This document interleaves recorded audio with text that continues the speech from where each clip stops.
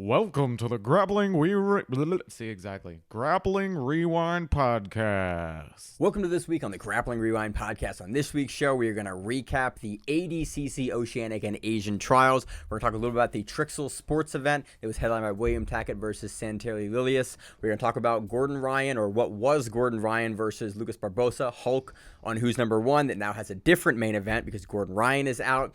We're going to talk about a little bit about Worlds in 2 weeks, Fight Pass Invitational in 2 weeks, now with a different main event, and preview the entire Who's Number One card that is still happening. As always on the show, I'm your host, Maine. To my co-host, Miranda. Kind of bobbled that intro a little bit. I wrote them all down, and then I messed up the order as I was reading them I all. noticed. I was like trying to read along with you, and I was like, why did you do it that way?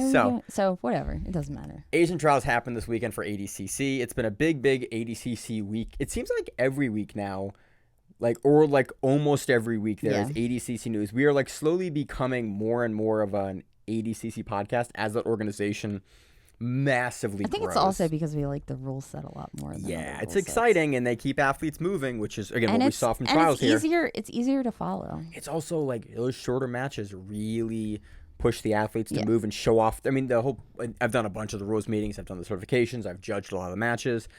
They really push athletes to show and progress their game and progress the matches. And so happy to talk about Trials here. Wish there was some commentary for them and some more camera angles, but we saw most of the matches other than when some folks were standing in the way. We'll break down the action. We'll break down who is now qualified for the 2024 World Championships. Speaking of the 2024 ADCC World Championships in Las Vegas, I don't think you can get tickets anymore. Nope. I think if not all sold out, I think the only tickets that are remaining are the tickets in the top of the bowl section. I think they're like $50 a ticket. If you haven't gotten tickets yet, get them because I do not think that they will be around. I mean, for more than a couple weeks. I'm sure people are gonna bitch out at the last minute. But people hopefully, I mean, so the whole Grappling Rewind team, we got our tickets. Hope for a divorce or something where people can't go. I can't go. No, I gotta go. Look, we got our tickets. I'm amped. We got almost the whole Grappling Rewind team and some of the friends of Grappling Rewind coming out. Really similar crew to who we had for ADCC 2022. Yeah, very similar. I am so And we have everybody with us. We had such a good time. We were all sitting in a big row. We can't get 2 rows like we did last time, but I am amped. We got our tickets. Shout out to Zach and the Grappling Rewind to fix it all together for us. So we got our tickets. If you don't have your tickets, get them. I think they sold. I think they're sold out, but they sold. I think the public numbers are almost half the tickets in the first 30 minutes of the pre-sale. That wouldn't surprise me at all. Which is astonishing. It's been very funny to watch ADCC crash every ticketing site that it's used over the last couple of years. Yeah, and I had a bunch of friends say the same thing, that it kept on crashing and they were trying to get in. And, well, it's like you want that many people trying to buy tickets, and they're like, ADCC fans are serious. And the other thing is you don't want Ticketmaster because they're going to put $100 on top of whatever you charge. Yeah. And ADCC and Mo's talked about this very publicly over the years. He's like, look, grappling fans have supported ADCC for years and years and years. I do not want to make the event exclusive by the way we price it. I want to make it cheap for fans because we're here for you and we want you to see the event. We want regular people, regular fans to get the opportunity to go to the event. So they keep the ticket prices cheaper, which makes them fly off the shelves. But I'm amped we're going again. Probably gonna stay at the Luxor, but I think the big hotel right now is the MGM. That's I think the Fighter Hotel and the I want to be like Zach and stay in the what's it called, the Excalibur. The Excalibur. Yeah. The Castle Zach Hotel. loves the Castle Hotel. He wants to stay at the Castle Hotel. I kind of after him selling me on the Castle Hotel. I don't know. My wife loved the Luxor, so I think we're going back to the Luxor again. The Luxor wasn't bad. Are you gonna stay in the pyramid? Yeah, as we said last time. We were in the pyramid last time. I was in the towers. I was in the towers. You were in the pyramid. Yeah. Well, she loved it. We had a great time. So she's like, Luxor. I was like, I guess we're going to Luxor again. Yeah. So that's ADCC news. In other news, we'll talk about this more when we get into the preview section for Who's Number One. We could just get a house, but that would be chaos, I think. I feel like enough of the Grappling Rewind folks like that, alone time to be away from me and the inability for me to stop talking. And we've talked about this before. Let's get a house, and everyone goes, Maine is a lot for 4 days. I want to be able to get away from Maine and hang out. And so I'd get a house, but I think y'all would kill me after 3 days of Vegas. That's a possibility. hey guys, you want to do another podcast? Maybe I already did a podcast. We could do another one. We could do another one. Do an episode. We could do an episode, and a bonus episode. People love it. So, big news this week. Gordon Ryan has not a stomach injury.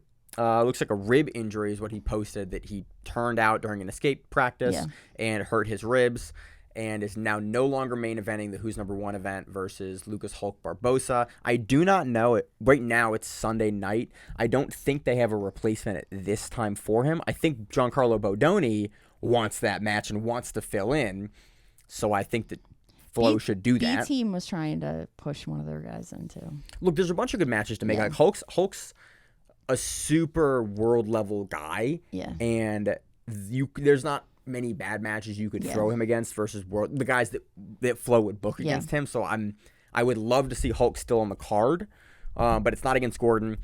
So Gordon will have to wait to that rematch. Also, I think it's also confirmed that Gordon Ryan is now out of the main event for Fight Pass Invitational. On his post about the rib, he said both. Yeah, so he's out of both the Fight Pass Invitational main event. And that was against Mason Fowler. I was really excited about that one. Yeah. So that's unfortunate. Hopefully Gordon's rib heals and he's back soon. Ribs suck. Yeah, they do. I did a rib this year. It was shitty. Knock on wood. I've never done a no ribs. Done it twice in 10 years. Wow. Once at white belt and then once again, like, I think it might have been last year, actually. But it was in the last, 18 months, and it was, it's about 3 months of, this sucks. And I didn't even do it that bad. I just tore the cartilage. So, again, hope Gordon Ryan heals up and that he can compete again because, fuck, man, he puts eyes on the sport. Other than that, I think speaking of other news, we got a shout out on the El Segundo podcast. Shout out to Freddie, the guy that runs BJJ World TV and co-hosts the El Segundo podcast with Craig Jones. That guy's awesome. Been one of the few journalists sort of in MMA, in jiu-jitsu for a couple years. We started the shows similar times. We started a little before BJJ World, but BJJ World, Freddie took it super seriously and went and made a pretty big media channel for jiu-jitsu. And we get, especially in the early years, got a ton of our information from him. So Craig Jones on the podcast, if you haven't seen the El Segundo podcast, listen to it. It's really funny to hear kind of how candid Craig is about the inner workings of the jiu-jitsu industry and B-Team and everything. He's very candid, so it's very insightful. They were talking about the Flow grappling press conferences, and Craig was like, they're not press conferences, they're Q&As, because it's just Flo asking you questions. There's no media there. And he's like, who would come if there were media? And Freddie, who is a media guy, now runs B-Team's media, was like, there are plenty of media guys. There's Jitsu Times, there's that guy from Grappling Rewind that goes everywhere. And I was like, hell yeah, Freddie, I am that dude from Grappling Rewind. So well, remember Craig Jones knew you were the podcast guy. So we did a picture with Craig Jones. We've interviewed him before. I've talked to Craig over the years a fair bit. And we came up to the seminar with him, my wife, another friend of ours, and we were going to take a picture. And Craig points at me and goes, podcast guy. And I was like, yes, podcast guy. Yes, Craig, I am podcast guy. Thank you. And so, that was cool because I got sent that out from a bunch of different people. They were like, they talked about you. And I was like, yes, they did. Absolutely would come out and fly out if there's a press conference to go ask those folks questions. I love doing that, and I love doing the media work that we do, but Flo keeps all of that behind closed doors and does not send out or allow really any outside media. It's been a sticking point for me and for a lot of other media folks for years that it's really hard to cover Flo events because they specifically will try to keep you out of the event. This year at least, ADCC at Trials for North American Trials. Mo's taking a bigger stand, and he's going, look, we have our own media people that if you want to go to media, we want the sport to grow and not just behind the paywall of Flow. And so I've really appreciated, again, all that Mo's done for the sport and allowing us to go and do ADCC coverage in the way that we have. He's given me tons of access over the years to the athletes and to ADCC, and I really appreciate that. But it was very funny to have that shout out on El Segundo and get sent it by numerous people. And I was like, I do love doing jiu-jitsu media, and it's been phenomenal to do it for the past 6 years. And it's funny because I kind of forgot about it, and I was listening to it, and I was like, oh, there. That's the thing we talked about. Because you and I both listen. I don't listen to it all the time, but when I'm driving, I drive and commute less now. I commute a lot, so it's on my list. It's on my rotation, but I'm episodes behind, and sometimes I have to go, I'm gonna miss this guest. So that is, I think, all the news we have this week. Worlds is in 2 weeks. We are still kind of very much on ADCC. We'll get the trials, and then we'll talk about Worlds this coming week on the same week as Who's Number One. But we're not going to preview it on this show. We'll preview Worlds and Fight Pass Invitational on the same week.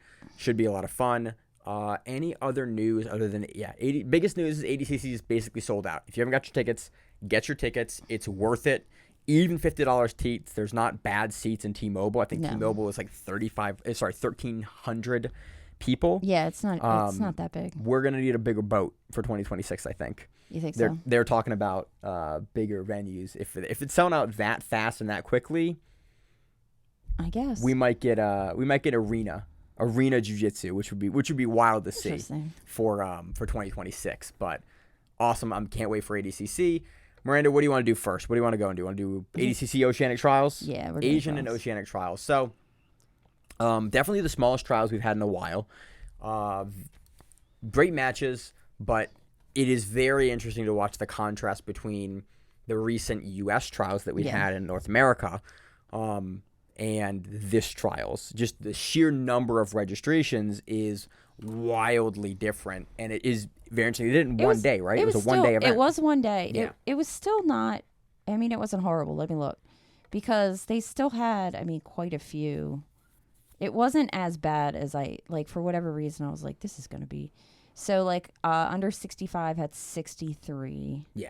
So, I mean, I think U.S. had 256. Yeah, 77 had 52. U.S. had 256. Yeah. So it's about a fifth less. Yeah. It's about 1/5 of the size. Which it's is also still Singapore, which I don't know how easy Singapore is to get into. Yeah, I don't know either. We had, again, the big names, the guys that were not that we actually pretty much the guys that we expected pulled through. There were some upsets, but for the most part, it was names that we expected, which is cool. You were talking to me. I was like, Kenta Iwamoto has won this 3 times now. Yes, 3 times. So where do you want to start with this? You want to start in order, or do you want to go through? I like things in order. Okay.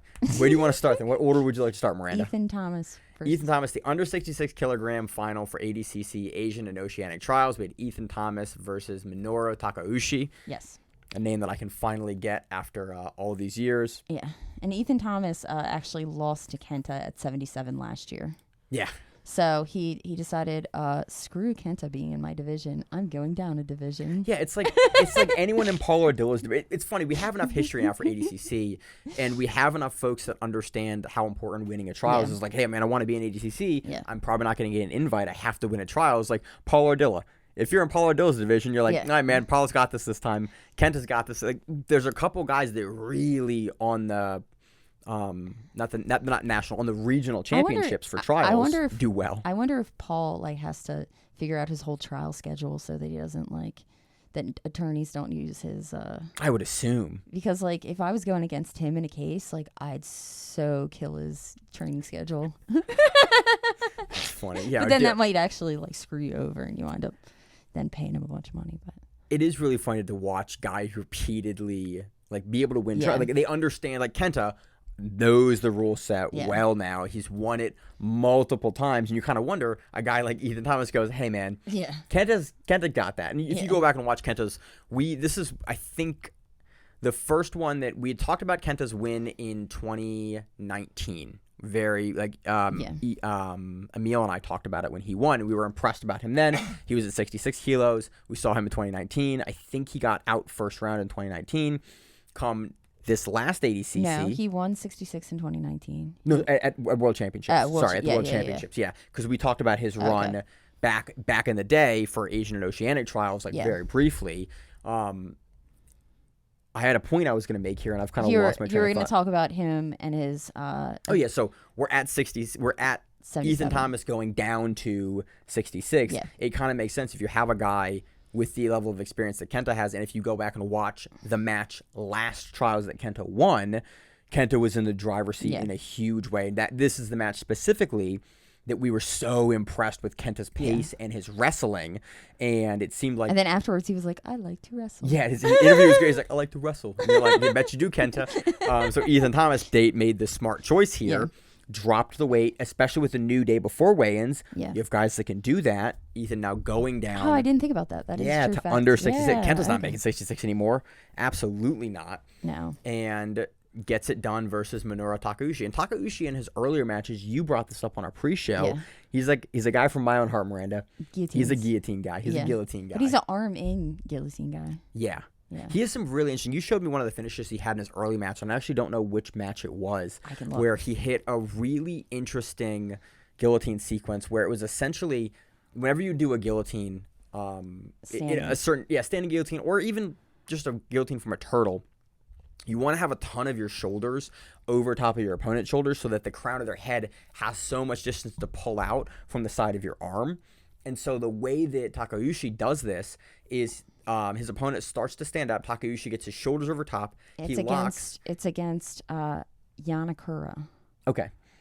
And then Takeuchi basically takes his legs and he loops and he does essentially a double outside trip. Yeah. And then he takes kind of like you would almost climb to mount with this, and he's able to finish the guillotine. It's a really neat sequence that involves, as a guillotine guy, really, really tight timing on being able to get up high enough to keep the head down and shoulders down, but also being able to rise far enough to get your legs out from underneath to loop their legs and knock them over. It's a really interesting sequence. Takeuchi here, it's kind of his downfall early in the match is they're running, and Takeuchi at one point kind of goes for a guillotine, and it sort of is what opens up the opportunity for Ethan Thomas to eventually take the back. I think he takes this on points, Miranda, or was it decision? It's points. Yeah, it's points. This trials was a little hard because... Oh, no, not points. My bad. It's runic choke from the back. Oh, yeah, this is one. Yeah. This trials was kind of hard because back. a lot of the on-screen overlay doesn't match or is 25 seconds off. Yeah. So luckily enough, again, I would love to see more camera angles here. At least the camera angle we have has the big screen for the mat, so you can at least see almost the points and almost the time and almost the athlete names, because the on-screen overlay for Flow is atrocious to look at. And the other thing about Takeuchi, which should be mentioned, is he's 38 years old. Yeah. And he took everyone out. He had all submissions before getting into finals. I think all of them guillotine, right? I can't. The ones I saw were guillotine. I could be wrong about that. But I watched them all, but I didn't write them down what they were. But 38 at 66 kilos is and I mean, he was taking people out fast. It was pretty wild. So for him to be 38 and doing that. How old was Tenkinyo when he won world championships at ADCC? I don't think he was. Was he 36? Yeah. I think he was 36 or 37. I don't think he was 38. No. But he was the guy that everyone was super surprised at being in quotes there, an older guy. Yeah. Everyone kind of wrote him off for 66. Master competitors. And then he went out and won. Yeah. He won at 66 kilos in 2019. Yeah. Because 66 kilos, you have to have some speed, and that's something that as you get older, you decrease. Well, that's why the big guys tend to be a little older because they last. I mean, the speed is less of a factor, and you keep that power and that strength. But at 66, that tends to fade. But Takeuchi's in this. Ethan Thomas does a great job at one point towards the about minute and probably 2 minutes left in the match. Yeah. He's going to throw his hook in to take the back off of Takeuchi's turtle. So the initial sequence that got us to turtle was crazy because Ethan Thomas goes to shoot, and then Takeuchi, a head outside single. Yeah, Takeuchi gets taken down, but then immediately is on an outside Kimura. Yep. And then uses this Kimura like an old school way to completely sweep. And the camera angle we have, it's really hard to tell exactly what's happening. Yeah, because you can't really see. The ref's in the way. It's the ref and the coach. Yeah. So you can't. You're looking behind two people to see what's happening. But it looked like an amazing sequence where Takeuchi is able to basically reverse Ethan all the way over, get up, get out, and then Ethan is able to scramble out of this sequence from getting almost his back taken by this Kimura trap to then get Takeuchi's back again in this sequence. They reset back in the center, and then he gets some sort of choke. We look at a naked choke. I think he's punching it in from a turtle from one hook in because Takeuchi starts to tap as they turn over before Ethan is able to punch the other hook in. So he does it from a high ball hook or a single hook on the back take. Yeah. But yeah, really impressive. I hope that there's another camera angle of the sequence that comes out because I was really impressed with this Kimura. Yeah, because it looks like there's a bunch of camera people. I just don't know if any of them have video, if they're all... Yeah, if they're all stills. Or any of them had approval to do mat side video. I hope there is because it looks like a really cool sequence. Yeah. but we just can't, from our broadcast angle, we just can't. I mean, really it looks like there's somebody on the left-hand side, far left, that had some kind of phone camera looking thing. So I hope footage of this comes out. Maybe there's footage somewhere. But Ethan Thomas goes to 66 kilos, wins by rear naked choke in the finals over Minoru Takeuchi to take the first Asian and Oceanic Trials spot for ADCC 2024. Got excited there. Moving on in Miranda's order to 77 kilos, we have Kenta Iwamoto defeating. Did you get? I always butcher his name as per usual on the show. Rhys? Is it Rhys? Rhys. I think it's Rhys. If someone knows how to pronounce his name, please shoot me a message. It's Rhys. I appreciate it. I'll send you some stickers. Rhys Allan. I'm going to call him Allan or Allan. Allan. He's Australian, so it's probably Allan. Allan. Yeah. Yeah, Allan. Allan. Yeah, it's probably how they say it. As we make a really bad, sorry, Man. people of Australia. Kenta is a monster. Dude, the one sequence that I sent the whole group is freaking wild.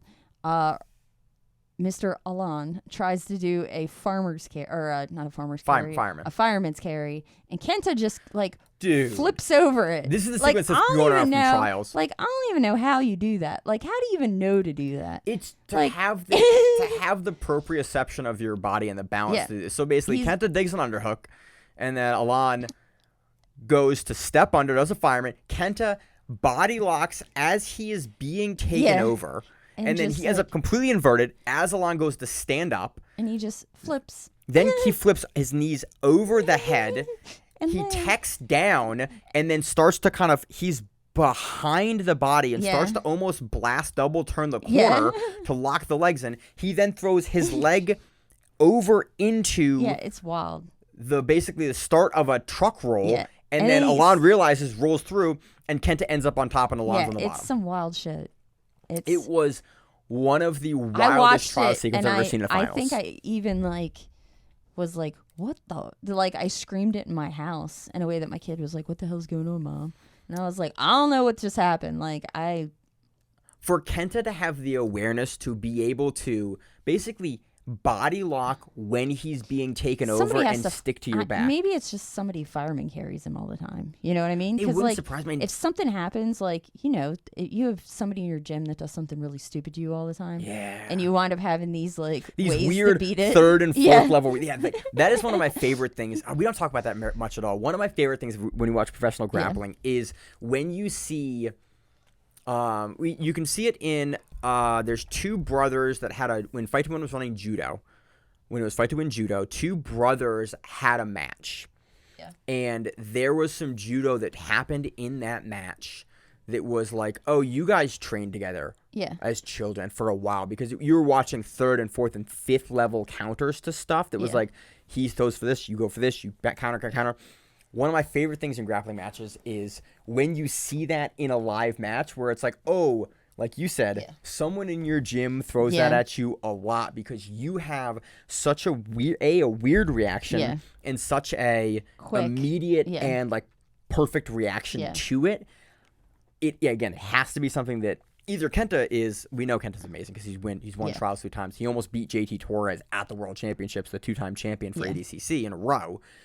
We know Kenta's amazing, but this sequence just really speaks to how amazing he is, because not many people you throw a fireman at I haven't seen this reaction since you see this in actual wrestling. Yeah. Guys will do this in like world championship level wrestling. You'll see this reaction. Yeah. And there's a wrestling term for the move that Kenta does, because it avoids the fireman throw. Is it a Granby? No, it's not really not a a Granby Granby. because you're not going over your shoulders. Yeah, there's a term for it, and that's the only other place I've seen it is in like world level freestyle. Yeah, is guys will do this, but we know that Kenta's gym has some sort of wrestling because there's another woman in the finals for under 55 kilos, under 65 kilos, under 65 kilos that has some good wrestling as well. My bad, under 55 kilos. Under 55 kilos. Yeah, Yamada. I've been watching more and more of Kenta over the past 2 years. And it's been awesome to watch some of his training footage. He posts some really funny training footage on Instagram, and you can see just how frequently he's in the room doing wrestling work. He's also doing seminars with Joseph Chen. Yeah. Which I'm like, man, I wish the flights weren't that. To do that seminar. If he was in the Because they US, seem like boys, and it's hilarious. And I think they would be an interesting twosome to learn from. Yeah, I think they would have a really interesting stylistic, like thought process for how they play and like what they do, and there's some of their technical ability. Because two guys coming out of the smaller regions for jiu-jitsu, being able to get to that level is just very, very impressive. Yeah. So Kenta wins this. I think rear naked choke. Rear naked choke, right towards the end. No points. It's a points win. Kenta gets 3 points for the back take. And then so there's a rear naked choke at the end. Yeah, Kenta's throwing a rear naked choke at the end, but he has the body triangle. He gets the 3 points for that. So Kenta is able to take that via 3 points. But that one sequence was the sequence that I was very much like most excited about, because it's just wild. It is. It's wild. Yeah. The back take sequence is basically it's a modified Sumagaeshi that Alal tries to hit, and then Kenta's able to shuck by and then get the back off of that failed takedown, because a lot of turtles. I like watching the people in the background, because some of the people in the background are just shaking their head, just shaking. I can't do that at 77 kilos. But again, Kenta is just surprising me more and more with his ability to turn scrambles into massive positional advantage in a way that guys at 77 do, but Kenta is very, very good at it. That's Joseph Chen coaching him. Yeah. In the tie-dye. Yeah, Joseph Chen's coaching him. In the Keep Jiu-Jitsu Gay tie-dye shirt from B-Team. So that does it for 77 kilos. Kenta Iwamoto, once again, taken Asian and Oceanic Trials, punches his ticket to the World Championships. 88 kilos. Late registration, Izaak Michell beats Roberto Dib Frias. Roberto has also won trials before. He won last year. This weight class, the first trials or second trials? I don't know about that. Yeah, he did win one of them. But he won. He was in championships last year. Yeah, because he won the trials. Izaak Michell is fucking good. Yeah. What do you say? I couldn't tell if Craig Jones was coaching him or he was coaching Roberto. I think he was coaching Roberto, because Roberto is Australian. Okay. Or Bob. No, because I watched all of Isaac's run, and it was pretty solid. I mean, he's strong as fuck. He's strong as fuck. That's the only reason. That's the only way I could really explain it. Also, the wrestling. His wrestling has really... It's very funny he's how at much... Fight Factory now. He is at Fight Factory. Yeah, he's listed as BF, which is Brazilian Fight Factory. Again, I wish that Flo would give us the full listing of the gym name, but yeah, BF means Fight Factory. Yeah. Really, he keeps Bob... I'm going to call him Bob because I don't want to call him Roberto the whole time. People refer to him as Bob Frias. And Izaak just continues to push heavy pressure for it. Most of the match is on the feet. Yeah. But towards the end of the match, Izaak hits a really, really great sequence where he basically starts to kind of like shuck by Bob. Yeah. And then as Bob goes to pull up, he plants heavy weight in his feet, and Izaak hits him with a counter outside foot sweep, which is really uncommon. It's a thing a lot of the B team guys will do frequently. Is most of the time you're sweeping on the inside foot sweep, but the outside one is that there's a judo term for it, but it's that one that looks super disrespectful when you throw it, because you kick out both legs through, as opposed to you kick them into each other. Yeah, basically, and he hits it. Bob's able to tech up and out, but Izaak is able to like settle it. Bob goes to turtle, but Izaak punches the hooks in, and is able to get Bob's back here. He scores. Again, the overlay that we see doesn't have it until a little bit, and then Izaak is on top for the last minute, puts heavy pressure in, and Bob's not able to basically make anything happen. Izaak keeps a really, really heavy pressure on the underhook on the head, and then keeps Bob's arm nice and high to really prevent Bob from being able to come out the back door on the half guard. And it was exactly how you should play that. With a minute left, you get your points, you score your back mount on them turtling. Yeah. Why would you, and Izaak is putting heavy pressure and he is trying, he might be trying for, a head and arm triangle. Yeah. I mean, you could say that. But really, you're up 3 points with a minute left. Yeah, even if you're getting hit every 15 or 20 seconds with the stalling. Yeah. You have 3 of those to eat tactically. Again, I don't love to see it. No, but sometimes you got to do what you got to do. We got kind of at the World Championships. Hey, guys, this is my career. I have to do what I need to do to win. And everyone went, I feel you kind of. That makes sense. But Izaak does a great job here, maintains, takes another slot at the World Championships. Yeah. This time it has natural weight, 88 kilos. He doesn't have to swap with Craig this time. Yeah. But Izaak's very good. He has this really weird spinny takedown in one of his matches where it's almost like he takes the guy down and then the guy like grabs his head, and so he just kind of like spins the guy almost completely upside down before he lands. Really? Yeah. I didn't see that match. Yeah, I didn't even know. Like, I don't even know exactly how. Yeah. The one thing about Flo did You do bring it up. is some of the winners. I don't know if it's all of them, but I know I watched Kenta's matches. Some of them have it. I watched Isaac's matches. I know those And they two were have both them. they're both like one very long video, and it's all of their matches back to back. Which is what I think every major they should do that for all the winners. Yeah. And even second place, I think that is something that Flo needs to do for all their big athletes for the events. Is like, hey, it's fun to watch watch their entire run up to the finals, because it just make it a big video. Yeah. It's awesome. So I think everyone's matches. I think Isaac's is 25 minutes. Declan Moody is 15 minutes. Kenta Iwamoto is 29 minutes. So you can just go through and watch all of their matches. And It's easier than going and trying to find them and do all that. oh yeah, because Flo's search is not great. It's good sometimes, and right now it seems to be actually working out pretty well.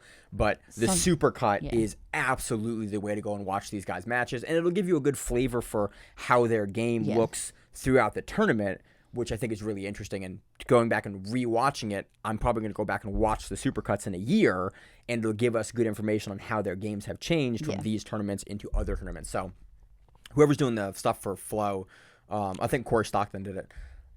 Absolutely love that they're putting those together, because that's the best way to watch these. So that's under 88 kilograms for ADCC. Izaak Michell takes that. Moving on to under 99 kilos, Austin called it. Last week, Austin was like, I think Declan Moody might have it. And Declan Moody's not a guy that I haven't had a ton of chance to watch a ton of footage on. You brought up on the pre-show stuff I should have remembered. What, that he lost to Luke Griffiths at Euros? Because I had forgotten about that. Yeah, he's a multi-passport holding gentleman. Yes. I was impressed at how quick he is, and that he can wrestle. Those are the two things that stood out to me most in watching his finals match. He's at B team now. I don't think he's always been. He was an Aussie. So, but I think he still is an Aussie technically. Yeah, I mean he still is an Aussie, but I meant he trained in Australia, I think, for a long time. The sequence that really stood out to me in this match was 2:45 left in the match. Anton Minenko basically makes a collar tie on Declan. Declan goes to push it up like he's going to do a shuck by or like a duck under almost, and then he turns that into a blast double leg. He starts blasting Minenko off towards the edge of the mat. Minenko does a great job of falling his hips outside, turning to go to turtle so that he can tech out and escape. And Declan does a great job of holding onto the leg, then immediately inverts underneath. And for the big guys, this is not something that we see them be able to do, is be able to combo like ankle level takedowns into leg locks. And I watched the sequence, and I understand now why last week Austin was talking about Declan Moody as like being a dark horse for the division. Stuff like this. Yeah. His ability to seamlessly transition a failed takedown, but he got Minenko down to his knees into, cool, I have your ankle. I'm now inverting into a leg, going for a knee bar, and then turning that into guard offense, turning that into you trying to double under me, then back underneath into the legs again. He does a really nice backside heel hook entry that he almost turns into a false reap out, and then eventually Minenko just has to completely run away from it. Yeah. But in a match that was mostly standing to that point with like 2 minutes and 30 seconds left, for the initiative for ADCC, that is absolutely, what you want to be doing, what you want to be seeing. It's not just a failed takedown attempt. It's a failed takedown attempt into a combination of attacks and offense. And I was really, really impressed, having, again, not seen a ton of his game with that sequence, because for the bigger guys, that is not a super common sequence. And they generally don't go to their knees for takedowns. They do all like the standing kind of things, but it was a good match. This is the one that then goes. There's at the very end. Anton does the flying guard jump, which I was like, holy crap! Yeah. Like, and I mean, that's a big man to be jumping guard. Yeah, and tactically, it's the right decision. Yeah. So what happens is there is a scoring sequence where Declan Moody is able to shoot a double, Minenko counters, and then he tries to ankle pick, reverse it, and Declan's able to get on top. It was a great sequence, but Anton didn't have quite the distance on his hands to outpick him, which if it works, it's a great sequence because Declan's in the right spot to have that happen. but he scores a clean takedown because Declan ends up in north-south off of this sequence. Yeah. So there's 15 seconds left. They restart in the center, and we see Anton immediately do a big, almost like a flying armbar guard jump. And we were talking about it on the pre-show, like, you're down 4 points for the clean takedown. There's 15 seconds left. You have separation. What you got to do? Like, do what you got to do. You can either shoot a blast double and try to get a clean takedown, but in 15 seconds, you need 3 seconds to settle that. Yeah. You're going to shoot for 2 seconds at least. You think that you can put a guy and flatten him down quick enough. Like, that is a Hail Mary. I think the jumping of the guard here and then immediately looking to underhook or flying triangle or do something like that in that 10 seconds is a really good strategy. It like is. Tactically, you gotta do something. You gotta do something fast. Yeah, because again, the ability to shoot a clean takedown because somebody has to go, oh, cool, I'm getting taken down. Let me pull into half guard, and you're not gonna pass. Or all he has to do really is start to turtle or block your shot. Yeah, like so and it's not like So I think that guard jump tactically in the moment is like it was nice to see Anton immediately not just try to push around and try to like shoot takedowns to change it up, do a big flying guard jump and a guard pull, and wasn't able to get anything going from it, but I think especially for the bigger dudes, that's a much better tactic to employ versus the shot when you have that limited time. And it was cool to see Anton thinking on his feet for how to deal with it. Again, didn't end up working in his favor. Yeah. Declan Moody does take this with that clean 4-point clean takedown, but those two sequences were fun in the match. Yeah. The beginning 6 minutes of this match or 5.5 minutes of the match aren't as interesting, but the last 2 minutes are tactically and technically pretty interesting. Lots of clubs. But at 99, sometimes that's the match. You want to force a guy in to make a mistake. There's nothing wrong with heavy clubs. That. I like heavy clubs in my jiu-jitsu. I don't like it as much. I mean, I don't like it done to me, but I like to do it. I'm cutting weight to make it away from heavy clubs. I'm almost there, and I'm having a time. I don't know. You'll find somebody like me that'll just do them anyway. I know. I hope. Because we're just evil people. Yeah. So moving on to the division of clubs, we have plus 99 kilogram division. We have Josh Saunders taking on Ricky Luzny. Josh Saunders takes this one. He called his shot. Again, it was a smaller division. Nothing in any way discrediting Josh Saunders, but dude was confident. Dude came in confident and got it done. He subbed him? Yeah, this was a rear naked choke finish from Josh Saunders. This is the mat return that like he gets some air. My God. Like he shows how strong he is because that's not a little man. No, these guys are very much above 99 kilos here. And there is a mat return where he significantly picks him up. Basically, the mat return it's a mat return. It's not that much more interesting than that. But Josh Saunders is a quick dude and he's big. Yeah, he body locks. He goes. He shucks the corner and then Ricky starts to basically out and try to overhook, throw him over, which is, again, for the big guys, something you will see. And Josh Saunders lifts, he gets him off his feet, and then he just drives them both down. And you see two big 240-plus pound guys come crashing down. And that's not a thick Fuji mat right there. No, they're on basketball force. Yeah. And this is, again, just a minute into the match. So Saunders gets him down, and then takes him out, and then tries to mother's milk him. Yeah. Dude is like, no. But Luzny's not going to tap and that. It looks like they're talking shit, too, because... Which I wouldn't surprise. Saunders will talk to you a little bit. Like I'm sure he seems to be a guy that is a bit polarizing in the Australian scene. Well, but he was a rugby player, so don't you kind of expect that?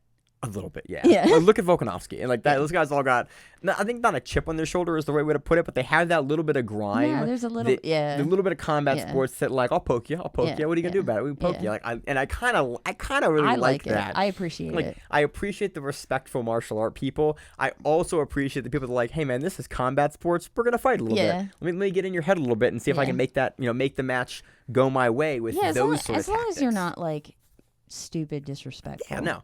And Saunders doesn't seem to be, but he's very confident. He put out a flyer for a seminar the day before trials. That's what was the time? It said like he was a trials winner.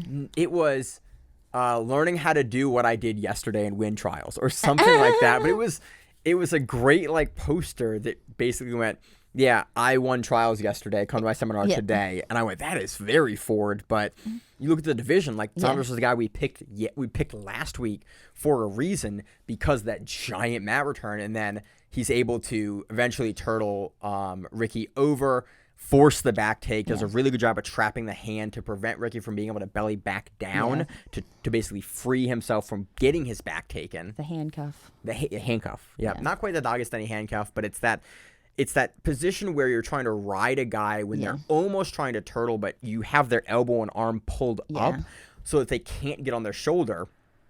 And then with that, you can eventually punch the 3/4 mount in and then overhook and underhook eventually until you get to the back. And that's kind of what Saunders does here. He essentially does a chair sit when Luzny tries to belly down.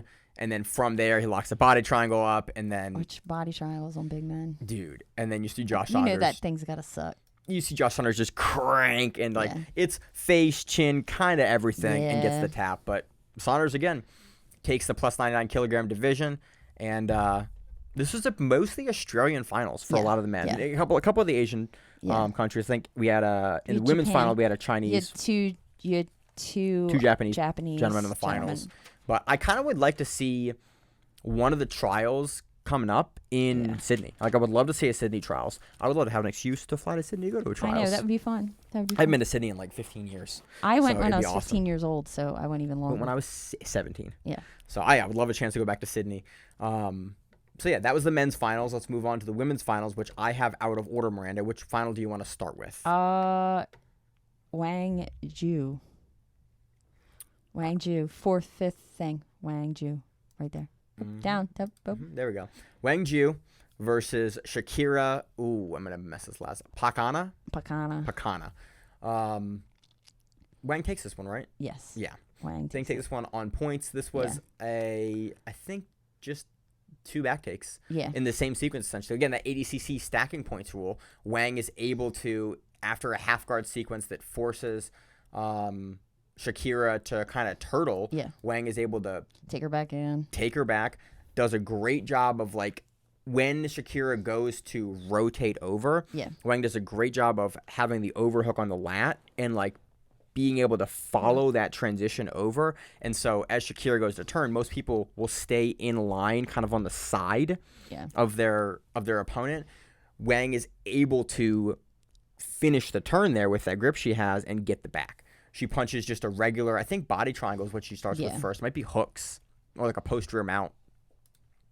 And then from there, she opens it at one point and then she scores again. But ADCC, if you open the hip line and then you replace the hook, you score again. And it's a rule that I really love because you go from what is a scoring position with either back body triangle, posterior mount, or just regular hooks to a non-scoring position where the hip is clear. And then if you come back to that scoring position, they give you points for it. Like I actually really like that rule set because it allows athletes on the back to be active. You're giving your opponent the opportunity to do something and to leave. And if to they leave. really wanted to. Yeah, if they really want to, like, if you want to commit and like make something happen, your hip is free to do so. And there's, people have gotten better and better at riding that single hip. But I like that you can continue to progress the match with score from the back position. You can look to sub, but it's not the only option you have. And I think it's a great way to continue to progress the match. And we see it here, 6-point match. It doesn't end up, going anywhere else after that. But Wang is able to take it. Shakira does get out of that. Yeah. And then goes back to the guard. But the match ends at time. Doesn't go to overtime with Wang Ju winning that 6-0. This, unfortunately for the women, is not a qualifier for the World Championships. And Wang is our only Chinese competitor that wins. Yeah, that is cool. Yeah. ADCC was in China in 2013, and I'm kind of curious if someone interviewed Wang and if that has any bearing on her either getting into the sport or if that has any I didn't look, again, China's a very, very big country. It wouldn't surprise me if that had no bearing whatsoever, but it being in that country, it is sometimes those little moments have big effects, and so it is cool to see a Chinese competitor win the trials. We went out of order because this is under 65. So then it is? Yeah, I went in the wrong order. Anyway, so Adele. Well, one more piece on this. Okay. This is although the women for the first trials of a region do not get a ticket into the World Championships, she is the regional champion for that year. Yeah. Like ADCC, these trials qualifiers for the men for the first ones are also regional championships for the year. So she is the Asian and Oceanic ADCC champion for 2023. And so I always try to highlight that for the non-qualifying women's events, that they are the champions of that year for their region. It is a big deal regardless of that extra qualifying. Like, it is a big deal. Moving on to the next one, Miranda. We have Adele I messed her name up last time. Fornerino. She won trials at under 65 kilos last ADCC. She punched her on the second trials. Yeah. She punched her ticket into the World Championships. And this is under 55 kilos. Now, she's one of the women that is in that new weight class, under 55 kilos. Her final match is with Kenta Iwamoto, who is also from Kenta Iwamoto's gym, is what you told me earlier. Yep, from Igloo. And Iwamoto looked like she wrestled. Yeah, she has... We can't see exactly what takedown she hits I'm because of the ref. super frustrated by this. I think it's a foot sweep or a trip of some sort. I know. I watched it a couple of times. I just can't tell. But I think also, I don't think Adele cares about it. Almost looks like a double. It looks like a swing single or swing outside double. Yeah, and then Adele looks very willing to pull off of the motion. But again, I wish that we had another camera angle because the referee is standing directly in front of the camera, which is for ADCC exactly where the referee should be standing. Like, he should be standing so that he is visible to the table judges and so that he can see the athletes. Like, that is where he should be standing. But because the camera is directly in front of the judges, we can see the screen. We can actually see the correct and accurate score and points and the athletes' names, but we can't see the action, which is unfortunate for something like this. And then there is a pretty protracted, for like a minute and a half, of just kind of Iwamoto kind of standing in front of Adele, like kind of waiting and like not really engaging. It's almost it's a little odd. I'm not sure what exactly she's looking for.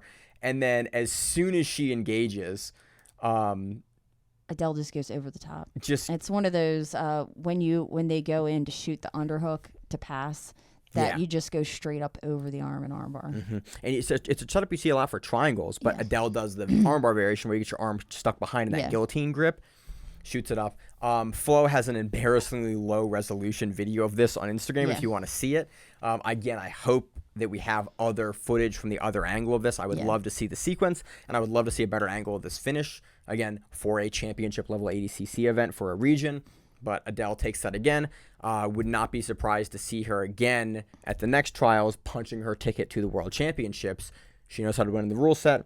Looked impressive here in this. Let's move on to the women's plus 65 kilos. Again, another new division for ADCC. They're all new this year. This is the 3 women's weight classes. We have Natalie Dixon versus Hillary Lowe. Nadine. What'd I say? You said Natalie. Oh, Nadine Dixon versus Hillary Lowe. Let's see. The one sequence in this match, this goes to overtime, and we have Hillary takes this, right? Yes. Hillary takes it. Hillary shoots a double, or doesn't shoot a double, grabs a double. She kind of does she kind of just snatch double, single, which we see a lot in jiu-jitsu single. Because people stand up so upright, and because the willingness to sprawl is it's also a big boy thing. Yeah. Like, little guys are gonna shoot, but bigger guys just like snatch it. We saw it who was it? It's just a hinge. Like, people hinge over, and in wrestling all wrestlers like kind of go look down, but they go, oh, that shouldn't work. But it totally in jiu-jitsu works at the highest levels here in the region. When I teach kids singles, that's how I teach them initially. It's that bend up. In jiu-jitsu, it is a very valid way at the higher weight classes to get these singles. As you bend, it's like, because everyone stands so upright, because if you shoot in and have low, you'll get snapped into guillotines. So the sport informs the stance.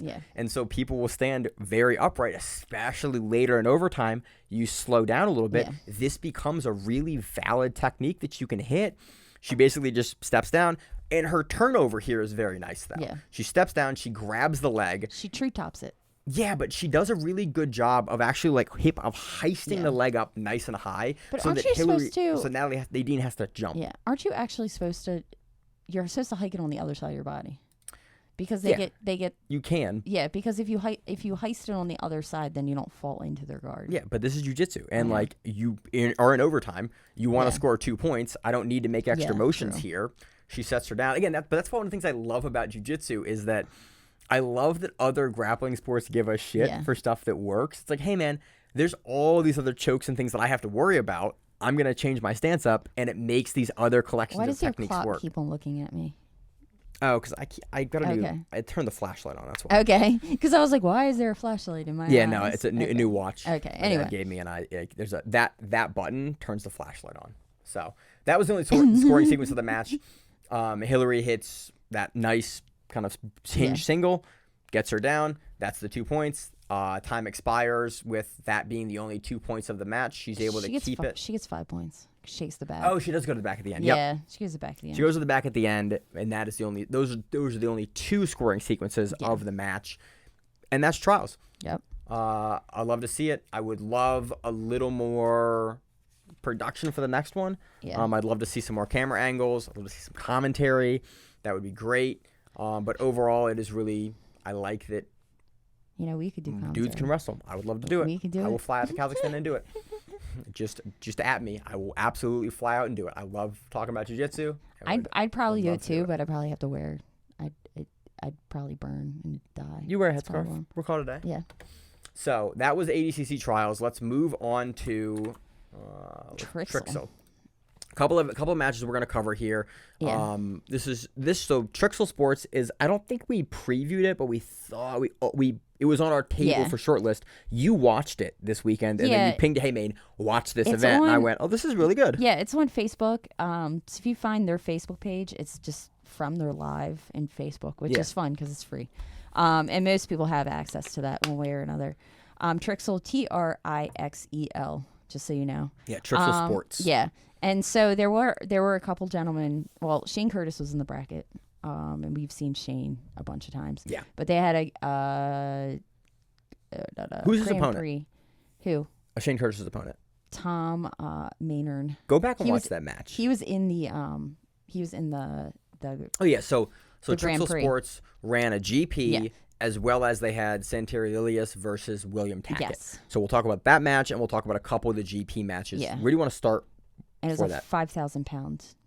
Which is money. Yeah, I which don't- is some good money. I don't know how much that is, but I think it's I like think pounds are more than dollars, aren't they? they're very close now. Yeah, it's like so- 6K, which is yeah, like still like yeah, a decent chunk of change yeah. for grapplers. Like I love to see.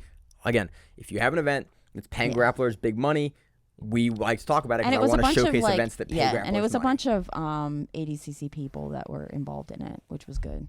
It was ADCC rules too, yeah. which is awesome. So the pacing of the matches. That's was why I knew. great. That's why I knew to that you would like to pay attention to it. Yeah. But yeah, Shane Curtis goes against Tom Maynard, who winds up winning the entire thing, the Yeah. GP. Shane hits a not Shane. Tom hits a really really cool sequence, heel hook sequence on Yeah. Shane Yeah. that I thought was pretty wild. Like Yeah. you've talked about him before, and you put him on Shane our radar Curtis? before. No, Tom. No, see, I didn't know who he was. I had to research who dude was. Oh, in Like, the pre-show you were talking about No, him, and that's that's why. how I found out because Okay. I was like, I watched him heel hook Shane Curtis in like 45 seconds. And then I was like, oh. And then I watched him go through people, and I was like, oh, this guy is good. This guy's very good So in I went ADCC to look rules. for him, and he's 26 years old from Estonia. He's a black belt, and he's won like all the local, All the European Opens. all the European Opens. for ADCC. Yeah, at 77 kilograms, 100% submissions, so all subs. And if you go back and watch his run through this bracket, you can go, Yeah. yes, Yeah. Yeah. I see why now. At trials, he lost to Taza, but that's Taza.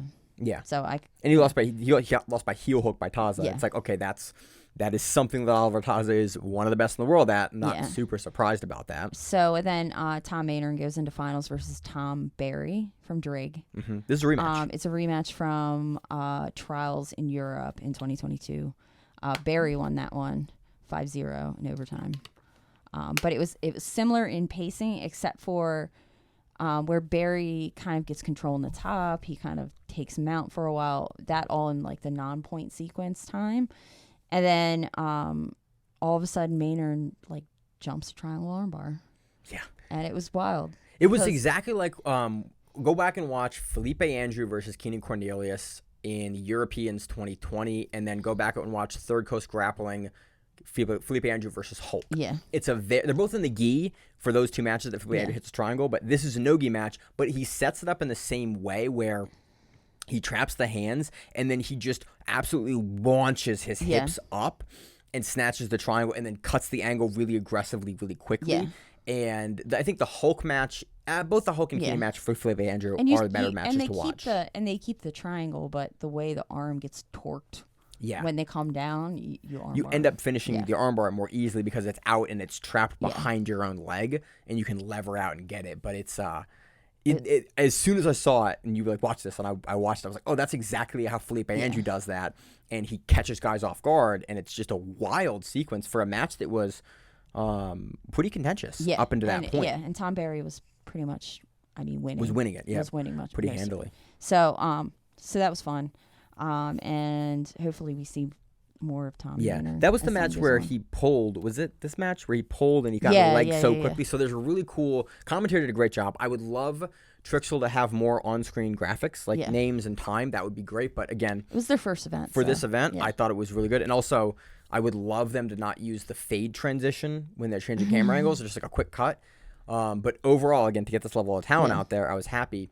The commentary did a great job of talking about this because in ADCC, what happened is Tom goes to pull, but he is on a leg in the pull so quickly that he is attacking a submission, and so it does not count for the negative. And then he literally attacks like 10 submissions in a row. Yeah. So nothing. And it's a really interesting way to play that rule, but you have to be on the sub quick, and most guys are unable to do that. So it was neat. So he takes the GP final, which I love to see it. We're going to see more from him. We're going to watch him again at Europeans for ADCC. Definitely a name to keep an eye out for. Anything else on the bracket? Nope. Moving on to the finals. Moving on to the super fight co-main event, we had Santeri Lilius versus William Tackett. Santeri, previously undefeated at trials at this point, almost undefeated in ADCC rules. For 2 years in a row, right? Yeah, 2 years. Yeah. I think at least 2 years in a row. Yeah, at least 2 years in a row. You did the math, and you were like, this many matches, and I forget how many. I think it's at least the last 2 trials, if not, I don't think it's 3. No, I think it's 2. I think it's 2 trials. But he takes on William Tackett. This was a super fun match. Yeah. I enjoyed the shit out of this match. It's cool to see William Tackett. William Tackett looked very, very good in this match. Into the legs.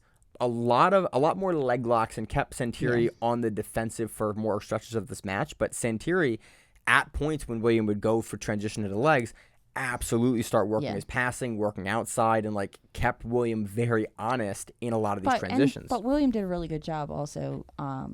When points started, William, they were both on the bottom because they were in 50-50.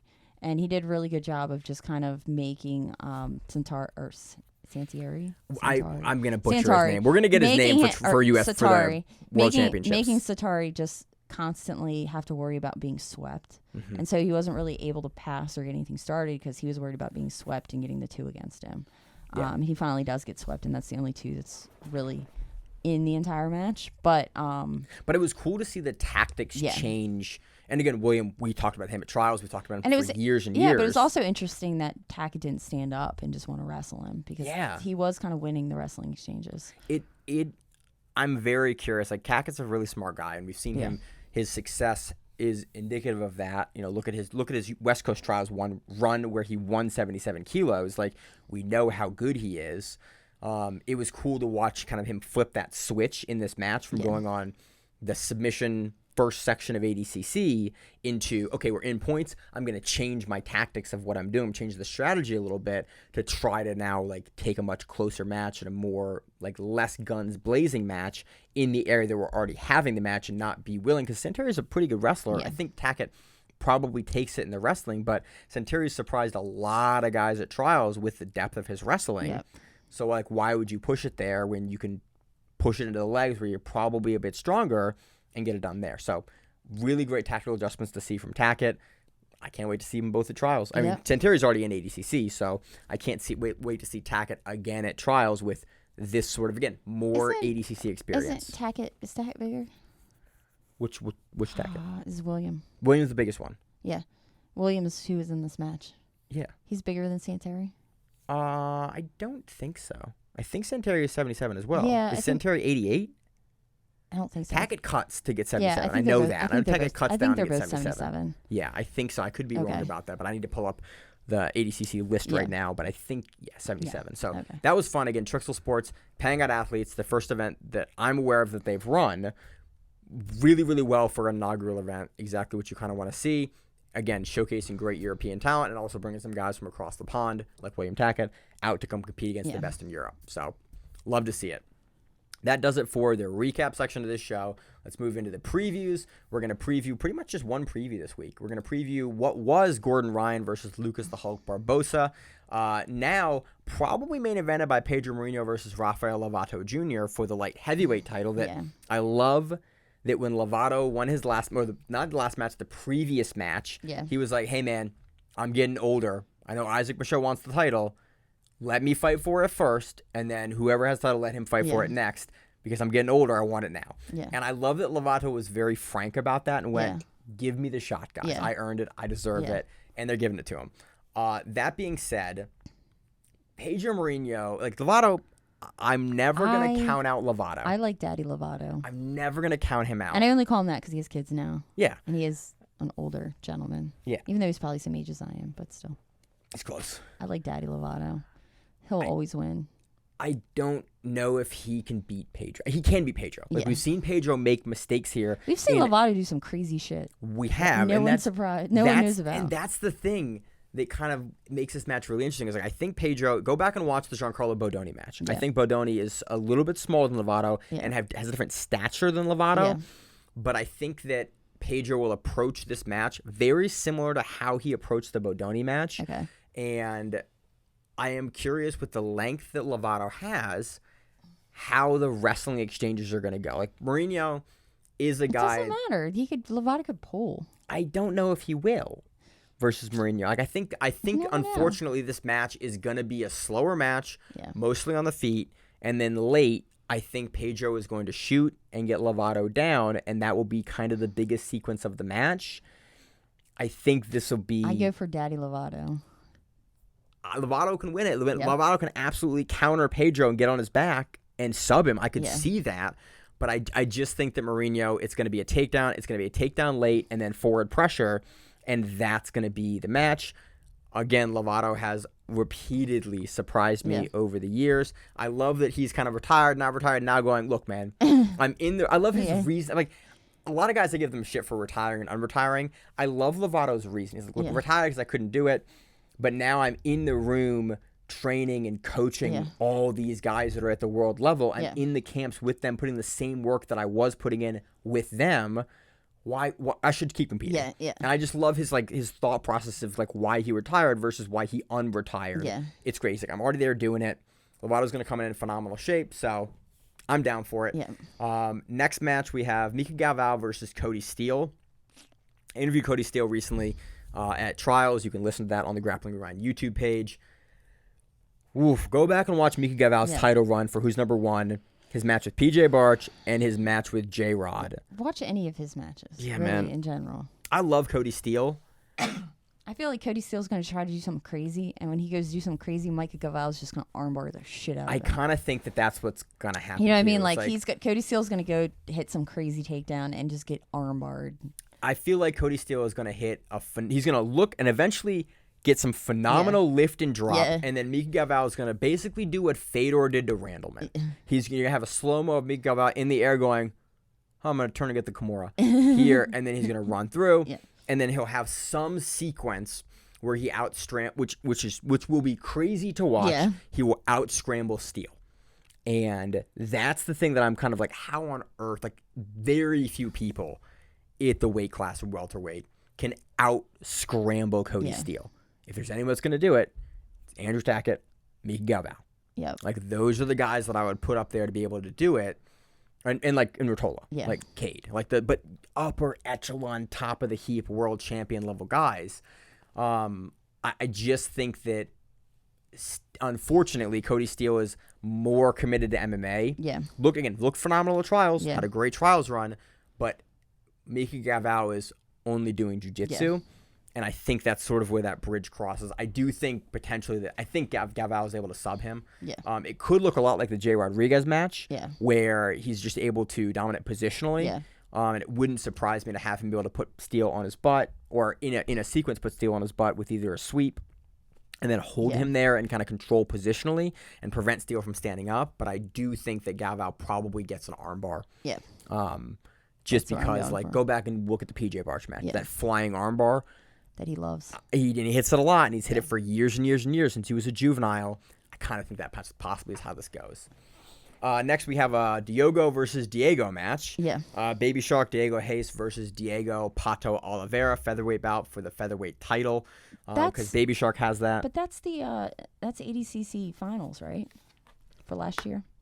That was finals. Oh, yeah. That was finals. I think so. Yep. There was 66 finals. I kind of think it looks the same. Yeah. Again, Pato's been looking even better, but Baby Shark has also been looking like unbeatable. Yeah. Like the match I want to see Baby Shark in is Mikey. Yeah. Like Mikey's the match I want to see him in. But Mikey's at 1 FC now. And I want to sign Diogo. Yeah. Put him in 1. I want to. That's the match I want to see is those two guys. I unfortunately think. Not unfortunately. I go Baby Shark. I go Baby Shark here. Yeah. I think it looks very similar to the ADCC finals. I think the tactics for both guys are going to be the same. I don't think Baby Shark will change his tactics at all. I think he goes the same way. I wish I had more analysis there. Go back and watch their ADCC finals. I think it's going to play out the same way. Luke Griffith versus Roosevelt Souza, heavyweight bout. This is a neat one. Yeah. Roosevelt is very, very imposing, but he can have bursts of quickness in the same way that Griffith has. But I do think that Griffith will be able to get his back. Yeah, I think so too. If he can't get his back, I could see Roosevelt turning this into a slow, grindy top position match. I think, honestly, Luke will probably pull here. And Souza will be on the top, in which case Souza can definitely slow this match down. And again, that many years in the IBJJF system, fight sport, can absolutely slow this match down and make it a grind and make it really hard for Luke Griffith to get going. I think if it gets going, I give it to Luke. If Souza can keep the pace slow for this match, I think that Souza potentially can take this. But again, with who's number 1 criteria, I kind of think Luke will be able to get going or just be able to make something happen. Yeah, Luke surprises me. And how he gets to people's backs is kind of phenomenal. So I definitely go Luke on some kind of back. Yeah, it's kind of back choke, rear naked choke from the back. Next match, we have Helena Cravar versus Julia Meili, the former and current ADCC European champion. And Helena is second place for I'm curious about this one. Like, Cravar looked very, very good. But Mo Black showed how you can beat her. Mm-hmm. So. And I think, but I don't know if, but Julia Meili can also implement that kind of game plan. So I'm just, again, Cravar, I'm very, very excited to see how she develops. She's in my weight class for the Open. It scares me. That's my scared laugh. I think Cravar is the one that Flo is pushing more, obviously, because she's in the New Wave team with Gordon and John.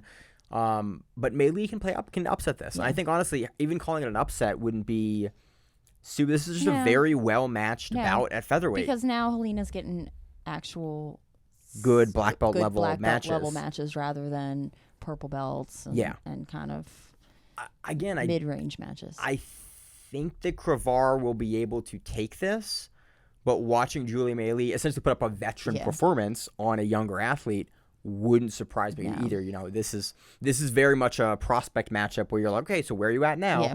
And I think this is a great super fight to make. This is great matchmaking on Flo's part. Next, we have Tynan Dalpra versus Troy Russell. A no-gi match for Tynan. I know, but it's Tynan. It's Tynan. Are you really going to bet against I'm not Tynan? again, unless your name is Jansen Gomez, I'm not betting against him. Again. And really, Jansen Gomez only got once. Yeah. One time. In the gi. So this is no-gi for Tynan. And this is a huge deal. This is what they did with Margali. Yeah. They gave him a couple matches of guys that are like veterans and savvy in no-gi. We've seen Troy Russell a bunch on who's number 1. But I don't think Tynan is not a guy that relies on the grip game to do his work. He uses it, and he uses it heavily in the same way that Margali does. But he's not reliant on it. And he also has Cole Abate in the room. And the Mendez brothers. And like we've seen him train in no-gi for a long time. He just doesn't compete. This will be the first time he's competing at black belt. I think he takes this. I think he takes this by sub, rear naked choke. Yeah. On the undercard, one of the matchups I'm most excited about, we have Dominic Mejia versus Owen Jones. We have the silver place ADCC 66 kilogram for North American trials versus the gold medalist in European in Owen Jones. Owen Jones now out at B team training. Dominic Mejia now at New Wave. Yeah. Like, this is a hell of a matchup. It's going to be fireworks. Look for tons of wrestling and a very, very exciting pace for both gentlemen. I do not know how to call this. I did an interview with Dominic Mejia before this match was announced at East Coast Trials that is out now. You can listen to it. This is, again, 2 top-level trials, folks. I think, again, U.S. trials is much bigger than European trials, but Dominic Mejia, silver medalist, Owen Jones, gold medalist. This is a great matchup to make. Both guys early in their career, younger grapplers. Yeah. I know they're both under 25. Yeah. Like, younger guys, this is a hell of a matchup. Not going to make a pick, but excited for both of these guys. We also have Caleb Tackett versus Esteban Martinez. Caleb Tackett's first time on Who's Number One versus Esteban Martinez, who just headlined Fight to Win here at Baltimore. Yeah.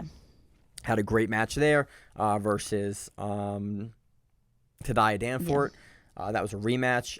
Esteban Martinez would go back and watch his match with Mikey Musumeci or all of his other Giant Slayer matches. This would be a really fun match for Caleb Tackett and kind of potentially be able to put him on the radar and taking on a big name in Esteban Martinez. I don't actually know enough about Caleb's game to be able to really speak about this. I know Esteban Martinez is going to push a crazy pace. Yeah. And so if Tackett can weather that. But most Tackett's can. All the guys at Brazilian Fight Factory can do that. If he can weather it, absolutely can tactically, Martinez can get beat. Yeah. If he can't, Martinez will absolutely just run a pace on you that you can't get out from. And so this will be a really interesting match to see how Caleb Tackett is able to deal with that. But another great matchmaking. We also have Mia Frangetta versus Janice Russell as a strawweight bout. And Mia Frangetta, she's one of the twins. They both braid their hair like with blue. They're like juvenile blue. Oh, yes. Okay, and one of them is dating Kolobate. I don't know which one. Oh, okay. They're that. Yes. That's who she is. Okay. But I have a friend. Well, our friend in Vegas. Oh, okay. Awesome. His blue belt, his juvenile blue belt girl that he coaches all the time, always goes against the two of them. Awesome. They're always all in the same divisional. That should be fun. So she's definitely real good. Super legit. And we also have Nick Mayata versus Ian Butler at welterweight. That is the Who's Number One card. Should be a ton of fun. I'm looking forward to it. I got nothing else, Miranda. Nope, that's it. We're going to go do some training. Yep. We got ADCC tickets. I'm amped about that. Got some fun Who's Number One. We're going to preview the Worlds in 2 weeks. We have there's a bunch of announcements of who's in the brackets. Flo's posting it all. Look out. It's very much, we're getting a mix of gi and no-gi season right now. I think it's kind of going to stay that way where it's guys used to have gi season and no-gi season. I think the sports are kind of diverging where the guys that are doing gi are kind of doing gi and the guys that are doing no-gi are kind of doing no-gi. And then you have some that do it all. Some that do it all.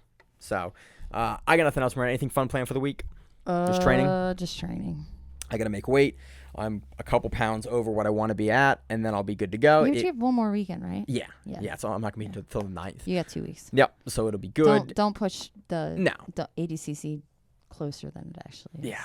So that will be fun. But I got nothing else. As always on the show, I'm your host, Maine, joined with the co-host, Miranda. We are the Grappling. We're on to the mat where it is. Stay safe. If you like the show, please consider sharing it on Facebook with the folks at your gym. It's the best way that we grow the show, and we really appreciate it. You can reach out to us on email. We also have Instagram. We have Facebook. We have Twitter. We have Google+. Until that shuts down. We have a website. If you have an event you would like to have us cover, please let us know. If you have a name, like most people do, and you'd like to have us stop butchering it, let us know. Reach out to us. The show is also available on YouTube, Spotify, in addition to iTunes and every other podcast service. We very much appreciate your time, and thank you.